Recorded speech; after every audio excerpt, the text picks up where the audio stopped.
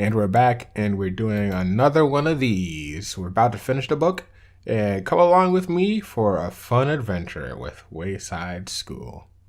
Chapter 16, DJ. DJ skipped up the 30 flights of stairs to Mrs. Jewell's room. He was grinning from ear to ear, from nose to chin, from here to here, and back again. "Hey, DJ," Todd shouted. "Glad to see you." Todd was a pushover for smiling faces. Mrs. Jewell heard him. She began to write Todd's name on the board under discipline. But when she saw DJ smile, she put down the chalk. "Good morning, DJ," she said.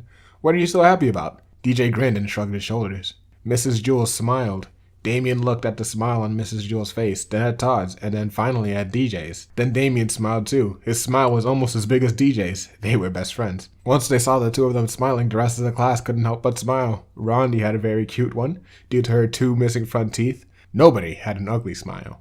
Jason came to school late. He was very upset, but the first thing he saw was Damien's smile, and he felt a little bit better. Then he saw Rondi's toothless grin, and he even began to smile a little himself. But when he saw the piano on DJ's face, he fell, laughing, onto the floor. Everybody started to laugh, even Cathy, and she hardly ever laughed except when someone hurt himself. The whole class seemed to be laughing, not just the people in it. The blackboard chuckled. The ceiling snickered. The desks were jumping up and down, and the chairs were slapping one another on the back. The floor was very ticklish. It laughed until the walls turned purple. The wastepaper bucket began to sing, and all the desks stood up and danced. Finally, things began to settle down. Mrs. Jewell wiped her eyes and said, "DJ, why don't you tell the class why you're so happy? At least let us know what we're laughing about." But DJ just kept on smiling. "Oh, come on, DJ," said Dee Dee. "Tell us." DJ didn't say a word. He couldn't. His mouth was stretched out of shape. "Let us guess," said Ron. "If we guess right, will you tell us?" DJ nodded his head. His smile began to hurt his ears. Everyone took one guess. "Have you been swimming? Is it your birthday? Are you in love? Did he get a green ball?" Nobody guessed right. At recess, DJ was still smiling. Lewis, the yard teacher, called, "Hey, DJ, come over here." They walked to the far corner of the playground, where they were alone. "What's up, DJ?" Lewis asked. DJ just smiled. "Come on, DJ, you can tell me. Why are you so happy?" DJ looked up at him. He said, "You need a reason to be sad. You don't need a reason to be happy." Chapter 17, John. John had light brown hair and a round head. He was Joe's best friend. John was one of the smartest boys in Mrs. Jewell's class, but he had one problem. He could only read words written upside down. Nobody ever wrote anything upside down. But it was only a little problem. John was still in the high reading group. He just turned his book upside down. It was easier for John to turn his book upside down than to learn to read correctly, but the easiest way isn't always the best way. Mrs. Jewell said, "John, you can't keep reading like this. You can't spend the rest of your life turning your books upside down." "Why not?" John asked. "Because I said so," Mrs. Jewell said.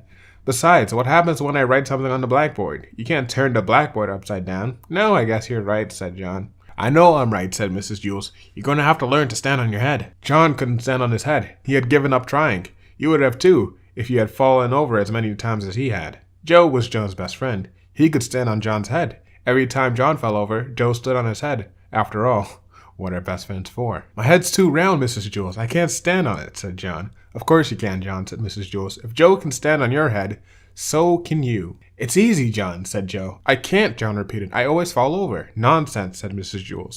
"All you have to do is find the center of balance. Now, up you go." John put his round head on the floor and swung his legs up. He fell right over. Then Joe stood on John's head. "See, John? It's easy. Nothing to it," Joe said. "Well, help you, John," said Mrs. Jewell. "Joe, get off John's head and get me the pillow from under my desk. Nancy, Calvin, come over here and give us a hand." Mrs. Jewell took the pillow from Joe and set it on the floor. "All right, John, we'll surround you," she said. "We won't let you fall." John put his head on the pillow and swung his legs up. He started to fall one way, but Nancy pushed him back up. Then he started to fall the other way, but Calvin straightened him out. John kept on falling a little bit this way and a little bit that way until he at last found his center of balance. "Hey, look at me, said John. "I'm up. I'm really up. I'm standing on my head. I found my center of balance. It's beautiful. I can read the blackboard. Hey, Calvin, give me a book. And you don't have to turn it upside down." Whoa! Bam! While Calvin went to go get the book, John fell flat on his face. "You better stay off my head, Joe," he warned. "Are you all right, John?" asked Mrs. Jewell. "Yeah, I think so. I feel a little funny. Hey, I could still read the blackboard, and I'm not upside down. I can read right side up now. When I fell, I must have flipped my brain or something." "That's wonderful, John," said Mrs. Jewell. "Here, put the pillow back under my desk. As a reward, you may have a Tootsie Roll Pop. They are in the coffee can on the top of my desk." John placed the pillow on top of her desk. Then he looked under the desk, but he couldn't find the Tootsie Roll Pops anywhere. Chapter 18, Leslie. Leslie had 5 fingers on each hand and 5 toes on each foot. For each hand she had an arm, and for each foot she had a leg. She was a very lucky girl. She had 2 lovely long brown pigtails that reached all the way down to her waist. When Mrs. Jules asked a question, Leslie would raise one of her hands. When Leslie was adding, she would count her fingers. When Paul pulled on one of her pigtails, she could kick him with one foot while standing on the other. But Leslie had one problem. She didn't know what to do with her toes. She had 10 adorable little toes and nothing to do with them. As far as she could tell, they served no useful purpose. "Suck your toes, that's what I do," said Sherry. But Leslie's foot wouldn't reach her mouth. "Well, that's all toes are good for," said Sherry. She put her foot in her mouth and then went to sleep. No, thought Leslie, they must be good for something. They just have to be. During recess, she asked Dana, "Dana, what do you do with your toes?" "I scratch the back of my legs," said Dana. "First I scratch my left leg with my right foot, then I scratch my right leg with my left foot." "But my legs don't itch," said Leslie. "That's good," said Dana. "In that case, you can scratch my legs. With your help, I can scratch both legs at the same time." "No, never mind," said Leslie. She walked up behind Lewis, the yard teacher, and hopped up on his shoulders. "Lewis," said Leslie, "I don't know what to do with my toes." Lewis tugged her foot. "Yes, that's a serious problem," he said. "But I'll tell you what I'll do. I'll take them off your hands for you. Or rather, your feet. Just cut them off and give them to me." "What?" asked Leslie. "You don't want them, so I'll take them," said Lewis. "You won't have to worry about them ever again." "No," said Leslie. "I'll give them to Miss Mush," said Lewis. "She can make little hot dogs out of them." Miss Mush was the lunch teacher. "No, I'm not giving my toes away," said Leslie. "All right," said Lewis. "I'll give you a nickel apiece for them." "No, you can't have them," said Leslie. "Why not?" Lewis asked. "They're no good to you, anyhow. And think of all you could buy for 50 cents. The bell rang. "I'll think it over," said Leslie. She ran back to class. "Mrs. Jules," said Leslie, "I don't see any reason for keeping my toes." "Oh, Leslie, I'm sure there are a lot of good reasons," said Mrs. Jules. "Well, I can't think of any. My legs don't itch, and I can't get my foot to my mouth. Lewis offered me a nickel apiece for them, and it seems to be a good deal. But I want to check with you first." "I think Lewis was pulling your leg," said Mrs. Jules. "No," said Leslie. "He was pulling my toes." "What would he want to do with your toes?" said Mrs. Jules. "I don't know," said Leslie, "but if he's willing to give me 5 cents apiece for them, then I'm going to have to take him up for it. That's 50 cents.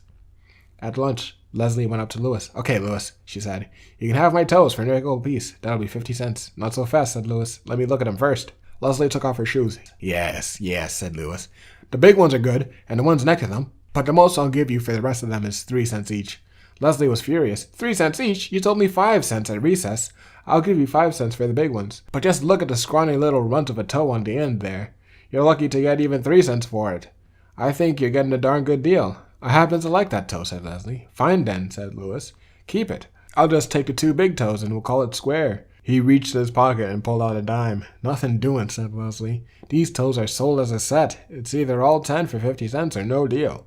"What am I going to do with just 8 toes?" "Then forget it," said Lewis. "I'm not going to give you a nickel for those scrawny little end toes." "Fine," said Leslie. "No deal. My toes will still be here if you change your mind," she said. "Fine," said Leslie. "No deal. My toes will still be here if you change your mind." She turned away and walked towards the hopscotch area. "Wait a second," said Lewis.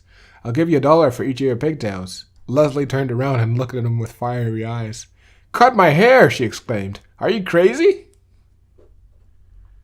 Chapter 19. Miss Zarves.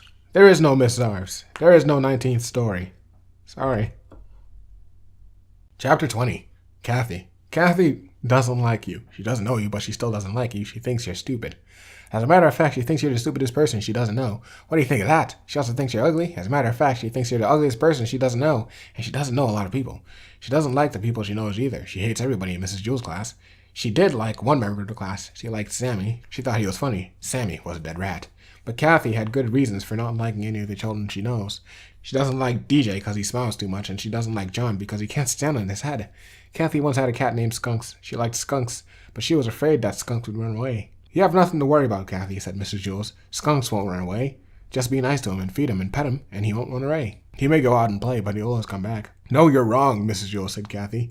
"What do you know? He'll run away." So Cathy kept Skunks locked up in her closet at home. She never let him out. Sometimes she'd even forget to feed him. One day, while Cathy was looking for her other shoe, Skunks ran out of the closet and never came back. "You said he would come back, Mrs. Jules," said Cathy. "He never came back." "You were wrong. I was right." That's why Cathy didn't like Mrs. Jules. "The next time I get a cat, I'll kill him. Then he'll never run away," said Cathy. Then there was the time that Damien tried to teach Cathy how to play catch. Damien said, "When I throw you the ball, Cathy, try to catch it." "I can't catch it," said Cathy. "I'll just get hurt." "You won't get hurt," Damien insisted. "Just watch the ball." He tossed it to her. But Cathy knew she'd get hurt, so she closed her eyes. The ball hit her on the cheek. It hurt. Cathy began to cry. "You were wrong," she sobbed. "I was right." That was why Cathy didn't like Damien. Alison believed that if you're nice to someone, they'll be nice to you, so one day she brought Cathy a cookie. I don't want your ugly cookie, said Cathy. It probably tastes terrible. Alison said, no, it's very good. I made it myself. Cathy said, if you made it, then it must stink. You can't cook. You're too stupid. She just put the cookie on her desk, along with the pencils, crayons, and books. 3 weeks later, Cathy was hungry. All right, Alison, she said, I'll try your stupid cookie. She took it out of her desk. It was covered in dust. She bit it. It was hard and tasted terrible. See, said Cathy, I was right. That was why Cathy didn't like Alison. Yes, Cathy had very good reasons for not liking anybody she knew, but she also had a good reason for not liking you. And she doesn't even know you. Her reason is this. She knows that if you ever met her, you wouldn't like her. You don't like Cathy, do you? See? She was right. It's funny how a person can be right all the time and still be wrong. Chapter 21, Ron. Ron had curly hair and little feet. I want to play kickball, he said. You can't play, said Terrence. Get out of here, said Dee Dee. Scram, said Jason. I want to play kickball, said Ron. Well, you're not playing, said Terrence. Beat it. Ron stomped across the playground to the hopscotch area. Jen was playing hopscotch with Lewis. Jenny was on 9. Lewis was still on 4, but it was his turn. I want to play kickball, said Ron. So go play kickball, said Lewis. Terrence won't let me play, said Ron. Lewis walked with Ron to the kickball field. Hey, what about a hopscotch game? Jenny asked. You won, said Lewis. I just beat Lewis in hopscotch, Jenny announced. Leslie, Rondi, and Alison flocked around her. Hey, Lewis, Damien shouted. Do you want to play kickball? All right, said Lewis. Ron and I will play. No, said Terrence. Ron isn't playing. Anyone who wants to play can play, said Lewis. No, he can't, said Terrence. It's my ball. It isn't your ball, said Lewis. You gave it to me, said Terrence. I give it to you to share, said Lewis. If you can't share it, you can't have it. Oh, all right, said Terrence. But I get to pitch. Ron and I will stand everybody, Lewis announced. All right, said Jason. We'll kill him. We'll murder him, said Dee Dee. We'll smash him, said Myron. We'll see, said Lewis. Ron pitched, and Lewis played the other 8 positions. 20 minutes later, they finally got 3 outs. The score was 21-0. Ron was up first. Infield in, said Damien. Everybody stood within 10 feet of home plate. All right, Ron, Lewis shouted. Kick it over their heads. Ron kicked the ball only 3.5 feet. Ron picked it up and threw him out. Lewis was up. Everybody ran back to the edge of the outfield. Still, Lewis kicked the ball over their heads for a home run. Everybody ran all the way back in for Ron's up. He only kicked the ball 2 feet. Dee Dee tagged him out. Lewis kicked another home run.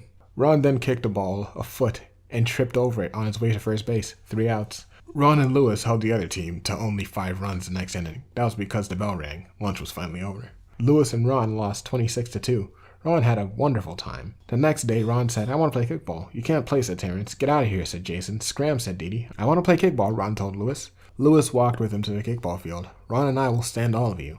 Everybody liked the teams. Ron pitched while Lewis played the other 8 positions. They lost 57-2. After the game, Lewis took Ron aside. Listen, Ron, he said. Why do you always want to play kickball? You can't kick, you can't field, you can't even run to first base. You always get smashed every game. Hey, now wait a second, said Ron. Don't go blaming it all on me. You're half the team, too, you know. And with that, he punched Lewis in the stomach. And he punched a heck of a lot harder than he kicked. Chapter 22, The 3 Erics. In Mrs. Jewell's class, there were 3 children named Eric. Eric Fry, Eric Bacon, and Eric Ovens. They were known throughout the school for being fat. Eric Fry sat on this end of the room, Eric Fry sat in the middle of the room, and Eric Ovens sat in the end of the room. There was a joke around Wayside School that if all Erics were ever at the same end of the room at the same time, the school would tip over. Eric Bacon hated jokes like that. That's not surprising. After all, he wasn't even fat. In fact, he was the skinniest kid in Mrs. Jewell's class. But nobody seemed to notice. The other 2 Erics were fat, and so everyone just thought that all the Erics were fat. But I'm not fat, Eric Bacon insisted. What's your name? Asked Jason. Eric, said Eric Bacon. Then you're fat, Jason concluded. And pretty soon, skinny little Eric Bacon, the skinniest kid in Mrs. Jewell's class, had the nickname Fatso. Eric Fry really was fat. He was also the best athlete in Mrs. Jewell's class. His body was solid muscle. However, nobody noticed. The other 2 Erics weren't very good at sports. Eric Ovens was clumsy. Eric, Fatso, Bacon, was a good athlete for his size, but because he was so skinny, he didn't have much power. So naturally, everybody just assumed that Eric Fry was also clumsy and weak. After all, his name was Eric. Whenever the other kids chose up teams, Eric Fry was always the last one picked. They never noticed his home runs or the fabulous catches he made. Like all great athletes, he made the impossible look easy. Of course, the other kids did notice that one time he dropped the ball. Eric Fry was playing right field. Terrence belted a deep fly to left. Eric Fry raced all across the field after the ball and at the last second dived at it. He caught it in midair on his fingertips, but as he hit the ground, the ball squirted loose. Well, what do you expect from Butterfingers, said Stephen. And since that time, Eric Fry had the nickname Butterfingers. Eric Ovens was the nicest person in Mrs. Jewell's class. He treated everyone equally and always had a kind word to say. but because his name was Eric, everyone thought he was mean. Fatso was mean because everybody called him Fatso. Butterfingers was mean because he always had to play right field, so naturally, everybody just assumed that Eric Ovens was also mean. They called him Crabapple. "Good morning, Alison," said Eric Ovens. "How are you?" "Lay off, Crabapple, will ya?" answered Alison. "If you don't have anything nice to say, don't say anything at all." All three Erics had nicknames. It was better that way. Otherwise, when people said, "Hey, Eric," nobody would know who they were talking to. One time, all the Erics would answer, and the next time, none of them would answer. But when someone said, "Hey, Crabapple," then Eric Ovens knew they were talking to him. And if someone said, "Hey, Butterfingers," Eric Fry knew they meant him. And when somebody said, "Hey, Fatso," Eric Bacon knew that he was being called. That's not very functional. Chapter 23. Alison. Alison had pretty blonde hair and wore a sky blue windbreaker. Her windbreaker was the same color as her eyes. She was best friends with Rondi. Rondi had blonde hair too, but she was missing her two front teeth. Alison had all of her teeth. Alison used to say that she knocked out Rondi's front teeth. Alison was very pretty, so all the boys in Mrs. Jules' class liked to tease her, especially Jason. But Alison said, "Leave me alone or I'll knock your teeth out," like I did Rondi's. The boys didn't bother her after that. One day, Alison brought her tangerine for lunch. She took off the peel in one piece. Miss Mush, the lunch teacher, walked up to her. Alison, may I have your tangerine?" she asked. Mrs. Mush always gave food to the children, so Alison was happy to give her tangerine to Miss Mush. Miss Mush shoved it in her mouth and swallowed it in less than 4 seconds. Alison left the lunchroom and walked down the library. The lunchroom was in the 15th story. The library was on the 7th. She already had her book. She just went down to the library because it was nice and quiet there. The librarian walked up to Alison. "What are you reading?" she asked. Alison told her the name of the book. "That sounds like a good book," said the librarian. "I never read that one. May I borrow it?" The librarian always lent books to the children. Alison was glad to be able to return the favor. She gave the librarian the book, then she walked down the stairs outside to the playground. All of Alison's friends were playing freeze tag. Alison didn't feel like playing. She reached into the pocket of her sky blue windbreaker and took out her tennis ball. She bounced it a couple times on the ground. Lewis came up to her. "Hi, Alison," he asked. "May I play with your tennis ball?" Lewis always gave the balls to children. Alison happily gave her ball to Lewis. Lewis threw the ball all the way to the other side of the playground. Then he went chasing after it. Alison didn't feel like doing anything.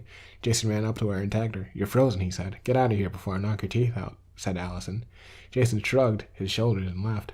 Alison went back inside and up the 30 flights of the stairs to Mrs. Jules' room. The lunch period wasn't over yet, but Alison didn't feel like doing anything else. She had given her food to the lunch teacher, her book to the librarian, and her ball to the art teacher. She went inside the classroom. Mrs. Jules was there. "Oh, Alison, I'm glad you're here," said Mrs. Jules. "I'm having trouble with the arithmetic problem. Maybe you can help." "Sure," said Alison. Mrs. Jules always helped the children with their problems. Alison was happy to help. "How do you spell chair?" said Mrs. Jules. "Chair," said Alison. "Yes, that's right," said Mrs. Jules. "I knew it wasn't Chare, but I couldn't remember what it was." "That's not an arithmetic problem," said Alison. "That's spelling." "Yes, you're right again," said Mrs. Jules. "I always get the two mixed up." The bell rang. The lunch period was over. Alison could hear the children running up the stairs. "Alison," said Mrs. Jules, "you learned a very important secret today, and I don't want you to tell any of the other children, not even Rondi." "What was that?" said Alison. She didn't even know that she had learned a secret. She loved secrets. "You learned that children are really smarter than their teachers," said Mrs. Jules. "Oh, that's no secret," said Alison. "Everybody knows that." Chapter 24. Damien. Damien had hazel eyes and a little black dot in the middle of each of them. The dots were called pupils. So was Damien. He was a pupil in Mrs. Jules' class. Mrs. Jules was about to show the class a movie. She turned out the lights. When it was dark, Damien's pupils got larger. "Damien," said Mrs. Jules, "run downstairs and ask Lewis if he'd like to see a movie with us." Damien ran down the 30 flights of stairs to the playground. He stepped outside as Lewis was hooking up the tether ball. "Hey, Lewis," Damien called. "Do you want to see a movie in Mrs. Jules' class?" Lewis rubbed his chin. "What movie?" he asked. Damien shrugged his shoulders. "I don't know," he said. "I'll be right back." Damien ran all the way up the stairs to the 30th story. "Lewis wants to know what movie," said Damien. "Does he want to know the name of the movie or what the movie is about?" asked Miss Jules. "I don't know," said Damien. "I'll ask him."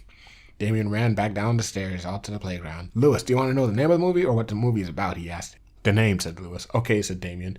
Damien hurried up the 30 flights of stairs. He took 2 steps at a time. "He wants to know the name," said Damien. "Turtles," said Miss Jules. Damien turned around, took a deep breath, and ran back down the stairs. "Turtles," Damien said to Lewis. "Hey, that might be good." "What's it about?" "I'm not sure," said Damien. "I'll find out." Damien raced back up the stairs, but first he stopped to take a drink of water. "What's it about, Miss Jules?" asked Damien. "Turtles," said Mrs. Jules. Damien rushed back down the stairs to tell Lewis. Turtles, said Damien. No thanks, said Lewis. I don't like turtles. They're too slow. Damien lowered his head and slowly walked up the 30 flights of stairs. His legs were sore, he could hardly breathe, and his side ached. By the time he got into Miss Jules' class, the movie was over. All right, class, said Miss Jules. I want everybody to take out a piece of paper and a pencil and write down something about turtles. Damien had missed the movie, but he still could have written something about turtles. Turtles are too slow. But now he couldn't find his pencil. It just wasn't his day. What's the matter, Damien? Asked Miss Jules. I can't find my pencil, said Damien. Class, Damien's pencil is missing, Miss Jules announced. What did it look like, Damien? She asked. It was long and yellow, said Damien. It had a black point. At one end and a red eraser at the other. I found it, said Todd. Here, by the blackboard. Yes, that's it, said Damien. No, there it is, in the corner by the wastebasket, said Crabapple. Maybe that's it, said Damien. Here it is, said John. It's been in my desk the whole time. No, here it is, in my hand, said Joe. I found it, said Ronnie. Here it is, said Alison. I have it, laughed DJ. I found it, said Myron. Which one is yours, Damien? Asked Miss Jules. Damien studied each pencil. They all look like mine, he said. Fortunately, at that moment, Lewis walked into the classroom. He handed Damien a pencil. You dropped this when you were telling me about the movie, said Lewis. Thanks, said Damien. Okay, class, said Miss Jules. So, we have no more mix-ups. I want everybody to write his name on his pencil. Damien spent the rest of the day trying to write his name on his pencil. Damien's pencil couldn't write on itself. It was just like his beautiful hazel eyes with the black dots in the middle. They could see everything except themselves. Chapter 25. Jenny. Jenny came to school on the back of her father's motorcycle. She was late. Wayside School began at 9 o'clock. It was almost 9:30. She kissed her father goodbye and raced up the 30 flights of stairs to Miss Jules' room. I'm sorry I'm late, Mrs. Jules, but my father's motorcycle lost the... There was nobody in the room. The room was empty. Hello, hello, she cried. Miss Jules, Dana, Todd, anyone? There was no one in the room. Maybe I'm early, Jenny thought. She looked up at the clock. It was exactly 9:30. Oh, I hope they didn't go on a field trip without me. She looked out the window. Nobody was there, not even Lewis. Jenny didn't know what to do. She looked down at her desk. She watched the second hand go around the clock. Might as well catch up on my spelling, she thought. She opened her desk and took out her speller. M-U-D spells mud. Where's everybody? B-L-O-O-D spells blood. I hope nothing happens to them. B-L-A-C-K spells black. Jenny heard footsteps coming down the hall. She began to work very fast. H-A-C-K spells hack. S-M-A-C-K spells smack. Someone opened the door. Jenny turned around. Ah! She gasped. He was a man Jenny had never seen before. He had a black mustache and a matching attaché case. Jenny jumped out of her seat. Get back in your seat, the man said. Jenny slowly sat down. The man walked over and sat in Dana's seat, facing Jenny. He opened his attaché case and removed some papers. What's your name? He asked her. Jenny, Jenny whispered. Jenny? The man repeated, as if he didn't believe her. Well, it's actually Jennifer. Jenny for short, said Jenny. I see, said the man. He took the speller from Jenny's desk. Jenny's name was written across the top. He put the speller in his attaché case. What are you doing here, Jennifer? He asked. This is my classroom, said Jenny. Are you sure? The man asked. Yes, I think so. Where's the rest of your class? The man asked. I don't know, said Jenny. Maybe they went out for a field trip. No, said the man. They didn't go on a field trip. Well, I don't know where they are, Jenny cried. I was half an hour late today, and when I got here, everybody was gone. Really? Did something happen to them? The man didn't answer. He wrote something on a piece of paper. Tell me something, Jennifer. When you came to school today and saw that nobody was here, weren't you somewhat puzzled? Yes, said Jenny. What happened to them? If you're really so concerned and puzzled, said the man, why did you work on spelling? I don't know, said Jenny. It would seem to me, the man said, that if a child came to school and nobody was there, she might play games or walk around or go home, but certainly not work on spelling. Jenny started to cry. I didn't know what to do. I was late and I had to ride on a motorcycle and nobody was here, and now you're asking me all these kinds of questions, and I'm afraid of what has happened to Dana and Miss Jules and Ronnie and Alison. The man didn't understand a single word she said. Jenny heard more footsteps. The man had got up and opened the door. 2 more men came in. One had a black mustache like the first man. The other man was bald. Jenny was frightened by them. Does she know? Asked the newcomer with the mustache. She claims she knows nothing. The first man answered. She said she was late today, and when she got here, everybody was gone. Do you believe her? Asked the man with the bald head. I'm not sure. She was working on her speller when I walked in. He reached into his attaché case and took out Jenny's speller. He handed it to the man with the bald head. The bald man read Jenny's name across the top of it. Tell me, Jenny, he said. Why are you the only one here? I don't know, said Jenny. Has this ever happened before, he asked. No, never, said Jenny. He gave Jenny her speller. Put this inside your desk. Jenny put it away. I'm satisfied, said the man with the bald head. Okay, Jennifer, said the first man. You may go now. Jenny got out of her seat. Jenny, the bald man called. Jenny turned around slowly. Yes, she whispered. Next time, don't come to school on a Saturday. Chapter 26. Terrence. Terrence was a good athlete, but a bad sport. Ronnie and Alison were playing two-square with a red ball. Can I play? Asked Terrence. No, Alison replied. You have to let me play, Terrence said. Lewis said we have to share the balls. Well, we're not sharing with you, said Alison. I'll let him play, said Ronnie. All right, said Alison. We'll play three-square. You better play right. I will, said Terrence. Alison bounced the ball to Rondi. Rondi bounced it over to Terrence. Terrence caught it and kicked it over the fence. You have to get it, said Alison. Shut up, Dixie Cup, Terrence answered. Rondi ran over and told Lewis. DJ and Damien were playing basketball. Uh-oh, here comes Terrence, said Damien. Here, let me play, said Terrence. Get lost, Terrence, said Damien. You have to share the balls. Lewis said so, said Terrence. Okay, but throw it into the basket. Don't kick it, said Damien. I won't, said Terrence. First, Damien took a shot. It bounced off the backboard and through the hoop. Next, DJ took a shot. He threw it underhand, way up into the air. It came down through the hoop and without touching the rim. Then Terrence took a shot. He kicked it over the fence. You idiot, said Damien. Take a train, peanut brain, Terrence answered. DJ went and told Lewis. Stephen, Calvin, Joe, John, and Leslie were playing Spud. Stephen was it. Everybody else had a number. Stephen had to throw the ball up in the air and call out a number. The person who had that number had to try and catch it. Can I play? Asked Terrence. No, said Calvin. You just kicked the ball over the fence. No, said Joe. No way, said John. No, said Leslie. Sure, said Stephen. Newcomers are it. He gave the ball to Terrence. Just throw the ball into the air and call out a number between 1 and 5. Okay, said Terrence. The children formed a circle around Terrence. 1,000,000, yelled Terrence as he kicked the ball over the fence. What did you do that for? Asked Stephen. Eat a frog, warthog, said Terrence. Stephen ran over and told Lewis. Terrence looked around. There was nothing to do. There were no balls left. Lewis walked up to him. He was followed by Alison, Rondi, Damien, DJ, Stephen, Calvin, Joe, John, and Leslie. What's the matter, Terrence? Asked Lewis. There are no balls, said Terrence. Do you have a green ball? No, said Lewis. All my balls have mysteriously disappeared. Darn it, said Terrence. There's nothing left to kick. Nothing left to kick, asked Lewis. Oh, I don't know about that. What do you think, Rondi? Is there anything left to kick? Rondi thought a minute. Then she smiled. She was missing her 2 front teeth. Yes, there is something left to kick, she said. Well, where is it? Said Terrence. Let me check with Alison, said Lewis. Alison, is there anything left to kick? He winked at her. There sure is, said Alison. Wait, what? Asked Terrence. How about you, Damien? Asked Lewis. Can he think of anything? Damien nodded his head yes. Well, what is it? Said Terrence. He couldn't wait. DJ, have you got anything around here to kick? Asked Lewis. DJ smiled. Yes, we do, he said. Give it to me. Give it to me, Terrence demanded. I don't know if I should, said Lewis. What do you think, Calvin? Should I give it up to him? I think you should, said Calvin. You heard Calvin, said Terrence. Give it to me. Not so fast, said Lewis. Leslie, should I give it to him? Oh, yes, I think he deserves it, said Leslie. Give it to me. Give it to me, Terrence repeated. Do you think he deserves it, Joe? Asked Lewis. Yes, I think so, said Joe. What about you, John? Asked Lewis. Definitely give it to him, John answered. Come on, said Terrence. Recess is almost over. We'll leave it up to Stephen, said Lewis. Whatever he says goes. Let him have it, said Stephen. You heard him, Lewis, said Terrence. Let me have it. Okay, said Lewis. He picked up Terrence and kicked him over the fence. Chapter 27, Joy. Joy had forgotten her lunch at home. It was lunchtime. She was hungry. She didn't have a meal ticket. If she had a meal ticket, she could have had lunch from Miss Mush, the lunch teacher. She'd have to be terribly hungry to eat a lunch made by Miss Mush. Even an empty brown paper sack would taste better. But that's how hungry Joy was. Damien hadn't forgotten his lunch. He had brought a lovely turkey sandwich, a big piece of chocolate cake, and a crisp red apple. All he needed was a glass of milk. He could get that from Miss Mush. Miss Mush didn't know how to ruin milk. Damien left his lunch on his desk and went to the end of the milk line. Joy didn't waste any time. She reached into Damien's sack and took out the apple. But then she noticed a turkey sandwich. She put back the apple, took the sandwich, and noticed the chocolate cake. She put back the sandwich and took out the cake. But then Joy had second thoughts. She put back the cake. Then she grabbed Damien's whole lunch.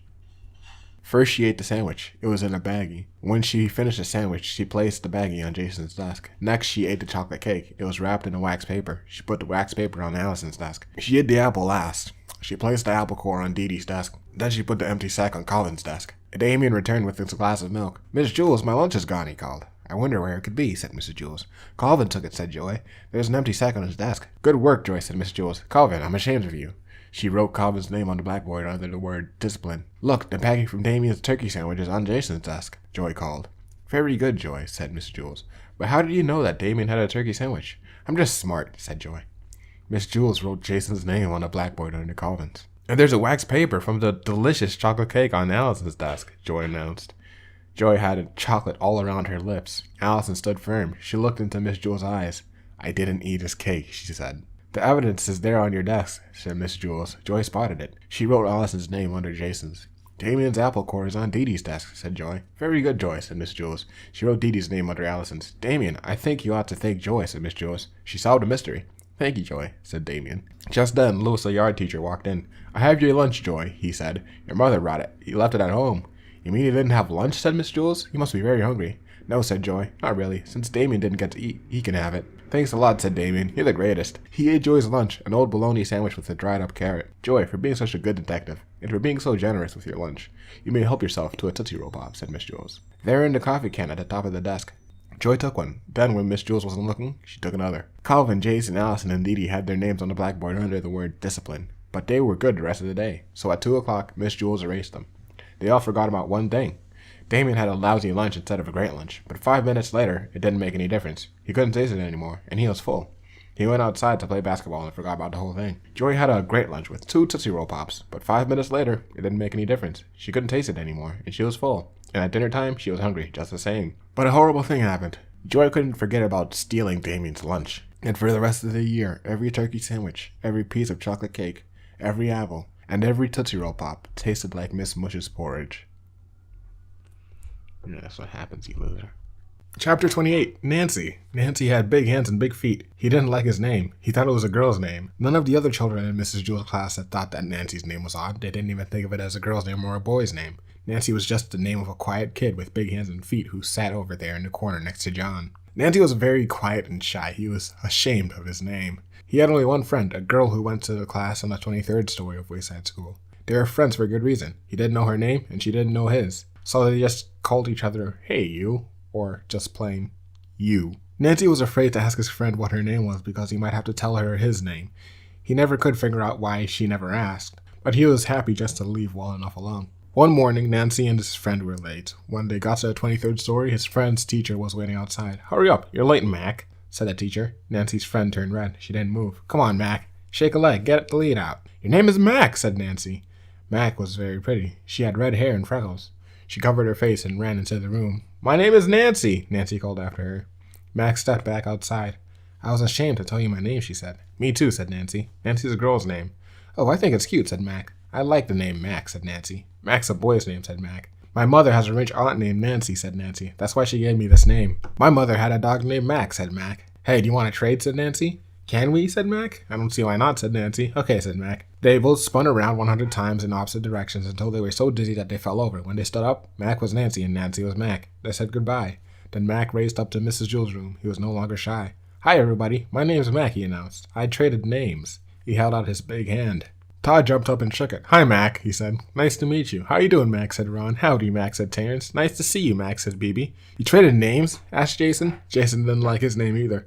"That's right, Jason, old boy," said Mac. "Is that allowed?" asked Jason. "Why not?" said Mac. "Hey, anybody else want to trade?" Jason asked. "I'll trade with you," said Terrence. He didn't like his name either. "Wait, I'll trade with you, Terrence," said Marisha. Marisha didn't like her name. "No, he's trading with me," said Jason. "I'll trade with you, Marisha," said Damien. "No thanks," said Marisha. "I'll trade with you, Damien," said Mrs. Jules. "No, I want to be Mrs. Jules," said Stephen. It turned out that nobody in Mrs. Jules' class liked his name. The children all spun around in different directions until they got so dizzy that they fell over. And when they stood up again, nobody knew who anybody was. "What are we going to do, Mrs. Jules?" said Leslie, who was really Eric Bacon. "My name is not Mrs. Jules, it's Marisha," answered Terrence, who was really Jason. "It is not. I'm Marisha," said Dee Dee, who was really Joe. "You're both wrong," said Marisha. "I'm Mrs. Jules." This went on for an hour. At least I figured out who the real Rondi was. She was missing her 2 front teeth. After they figured out Rondi, they were able to get Alison pretty easily. And then from there, they got DJ, Damien, and Mrs. Jules. She was the oldest one. Eventually, they figured out who everybody was. They had some difficulty deciding which Eric was which, and actually, they're still not absolutely sure. Everybody just decided to keep his own name. The children didn't like them, but it was much easier. Mac and Nancy kept their new names, but when they were together, they still called each other, "Hey, you," or just plain, "you."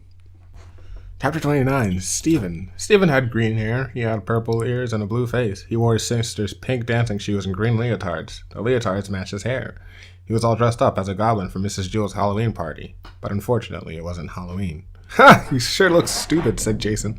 Jason was Stephen's best friend. "So do you," said Stephen. "Boy, are you dumb," said Jenny. "Halloween is on Sunday. Today is only Friday." "You're the one who's dumb," said Stephen. "Ha! You probably come to school on a Sunday, but Mrs. Jewell said we'd have the party today. But none of the other children wore costumes, only Stephen." "All right, class," said Mrs. Jewell. "It's time for our Halloween party." "See," said Stephen. Mrs. Jewell gave each child a cookie that looked like an orange witch with a black hat. She laughed when she saw Stephen and forgot to give him one. Stephen didn't ask for it. He was afraid that she'd laugh again. The children finished their cookies in less than 30 seconds. "All right, class," said Mrs. Jewell. "The party's over. We have a lot of work to do." Stephen felt like a fool. The party lasted less than a minute, and he had to spend the rest of the day wearing this stupid goblin suit. "Look, Stephen's wearing his sister's leotards," laughed Dana. They're green, just like his hair, said Fatso. Miss Jules began the arithmetic lesson. She wrote on the blackboard, 2 plus 2 equals 5. That's wrong, Joy shouted. Miss Jules tried again, 2 plus 2 equals 3. That wasn't right either. She wrote 2 plus 2 again and got 43. It was useless. No matter how hard she tried, she could not get 2 plus 2 equals 4. I don't understand it, she said. They've always equaled 4 before. Suddenly she screamed. The chalk turned into a squiggly worm. She dropped it on her foot. Then all of the lights went out, and the blackboard lit up like a movie screen. A woman appeared on the screen. She had a long tongue and pointed ears. She stepped off the screen and into the classroom. It was the ghost of Miss Gorf. Miss Gorf ran her fingernails across the blackboard. Trick or treat, you rotten kids, she said. Now I'll get every last one of you. Where's Todd? Who's that? Said Miss Jules. Miss Gorf, said Damien. Who's Miss Gorf? Said Miss Jules. She was the meanest teacher we ever had, said Rondi. What happened to her? Said Miss Jules. Lewis ate her, said Jason. Well, I'm not going to allow this, said Mrs. Jules. Get out of my classroom, she demanded. It's Halloween, sweet teacher, said Miss Gorf. Ghosts can go anywhere they like. I've come for our little class reunion. But it isn't Halloween, said Mrs. Jules. Halloween is still 2 days away. I know, said Miss Gorf, but Halloween falls on a Sunday this year, so we're celebrating on the Friday before. Stephen leaped up from his seat. See, I was right, he said. Today's the day we celebrate it, the Friday before. Miss Gorf proved it. He ran up to Miss Gorf. They all laughed at me and made me feel stupid because I was the only one who dressed up. But they were the ones who were wrong. You and I are right. He put his arms around Miss Gorf and hugged her. Miss Gorf gasped and disappeared. The lights came on. Miss Jules picked up the piece of chalk from the floor. She wrote it on the blackboard. 2 plus 2 equals 4. That's good, she said. When 2 plus 2 doesn't equal 4, anything can happen. All of the children who had laughed at Stephen now called him a hero, but they told him to change out of his stupid costume. So at lunch, Stephen went home, washed up, and changed. He came back wearing blue jeans and a polo shirt. Of course, his hair was still green. It always was.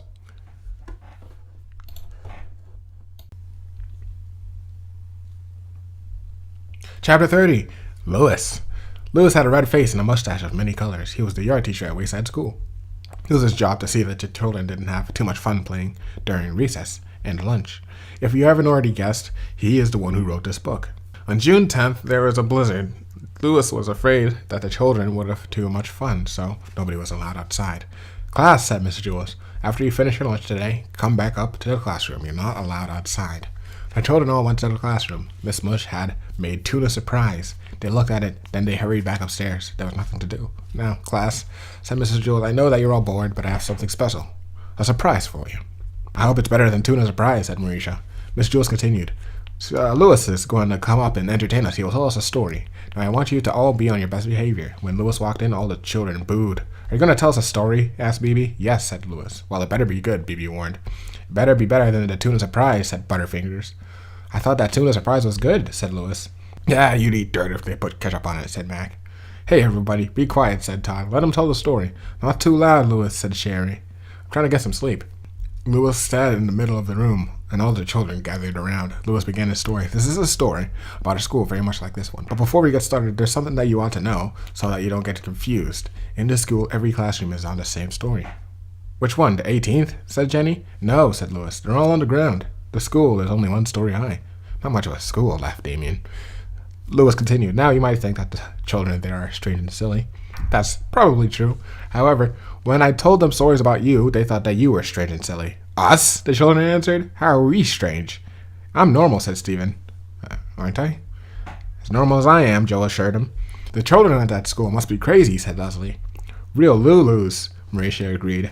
Tell us about them, Bibi demanded. For one thing, Lewis said, none of these children has ever turned into an apple. That's silly, said Dee Dee. Everybody's turned into an apple. It's part of growing up. Lewis continued. Dead rats don't walk into the rooms wearing raincoats.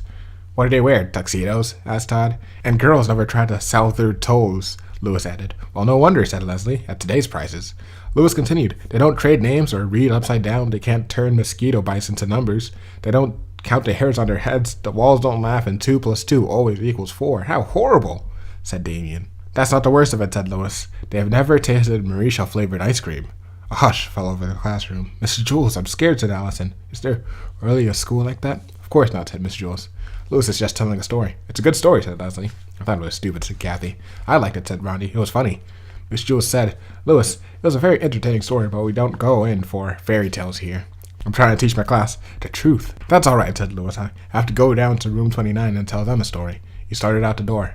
Class, said Miss Jules. Let's all thank Lewis for his wonderful story. Everybody booed.